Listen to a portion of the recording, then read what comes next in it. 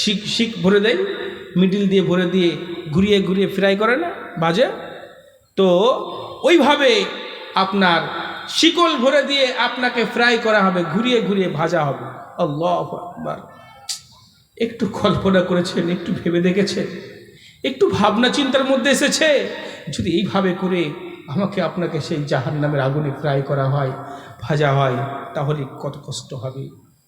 সম্মানিত শুধু আরেকটু বোঝানোর জন্য বলি, আমরা দেখেছি অনেক ক্ষেত্রে দরজা খুলতে গিয়ে দরজার যে কেওয়ার, দরজা যখন খোলা থাকে ওটা লাগানোর সময় সেভ হয়ে যায়, আর খোলার সময় পাশে একটু ফাঁক হয়।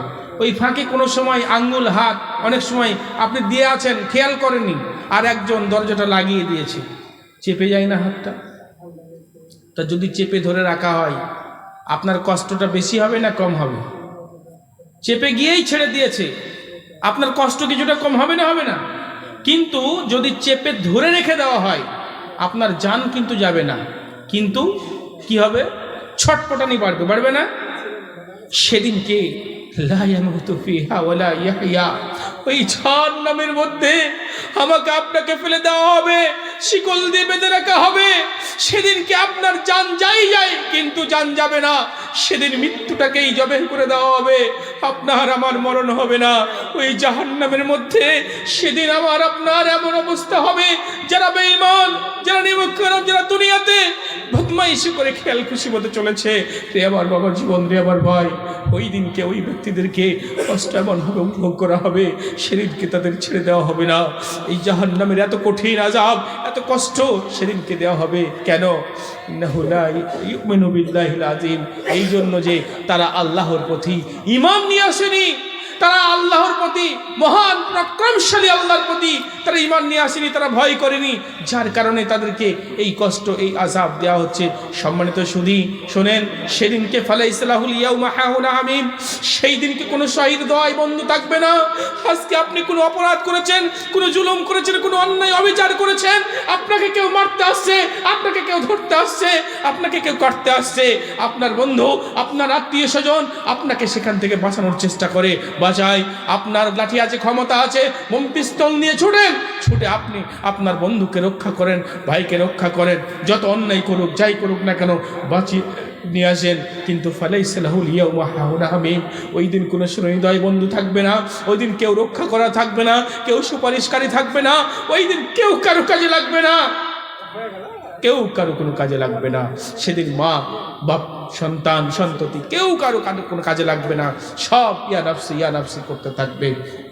সম্মানিত শুধু সেদিনকে কোনো খাবার থাকবে না, ইল্লা মিন গুসলিন, কেবলমাত্র সেদিন খাবার থাকবে রক্ত, মলমূত্র, জাহান্নামীদের শরীর থেকে যেগুলো নির্গত হয়েছে, ওই নোংরা খাবারগুলো ফুটন্ত উত্তপ্ত হয়ে থাকবে।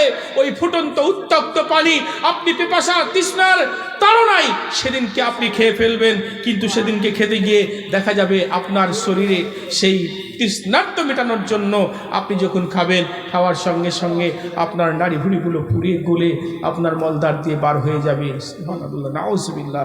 সম্মানিত সুধী, প্রাক্তন শিক্ষক মারা গেছেন আবুল কাসেম সাহেবের, জি,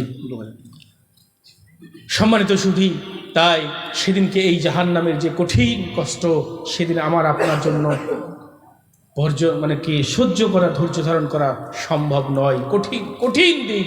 এই দিনটাকে স্মরণ করে, চিন্তা করে, ভাবনা করে এই দিনের জন্য আমরা আমাদের জীবনটাকে একটু কোরআন ও হাদিসের আলোকে আমরা যাপন করার চেষ্টা করি ইনশাআল্লাহ।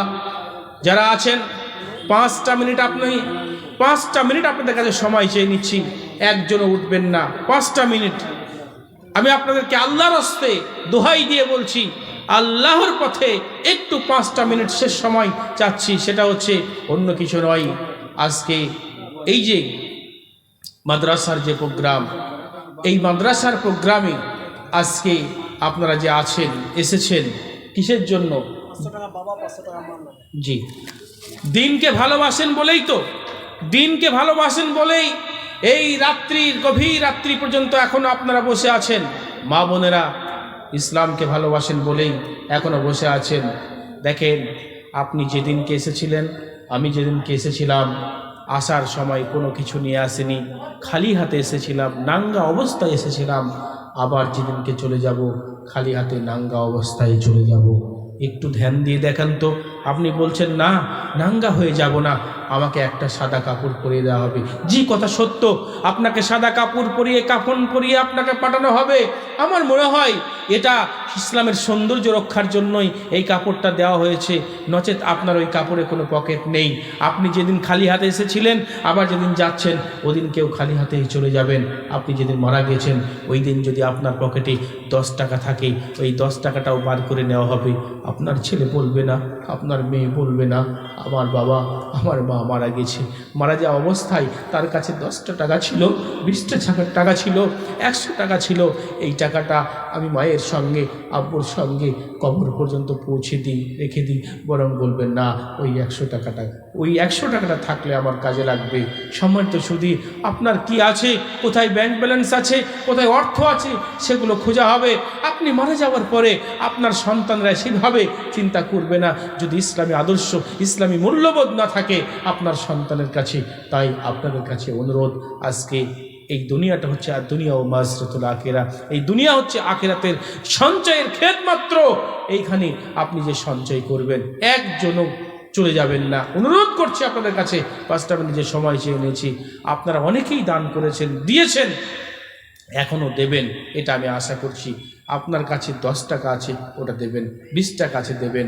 আপনার কাছে নাই, আপনি একটু মুসাফা করে চলে যাবেন, কিন্তু না এখানে এসে আপনি যাবেন না। আর মহিলাদের জন্য বলবো, আমার মা বোনরা এদিকে বাম দিকে, আপনারা অবশ্যই আপনারাও দিয়ে যাবেন যা নিয়ত করেছিলেন, এবং নিয়ত হয়তো আগে ছিল না, এখন করছেন। ওই জাহান্নামকে চিন্তা করে, ওই জান্নাতকে চিন্তা করে, একটু আল্লাহর রাস্তে একটু মেহেরবানি করে, যার কাছে যা আছে যেভাবে পারবেন একটু আল্লাহর রাস্তে দিয়ে যাবেন। এটা দ্বীন ইসলামের খিদমতের জন্য, মাদ্রাসার জন্য অবশ্যই আপনারা আসবেন।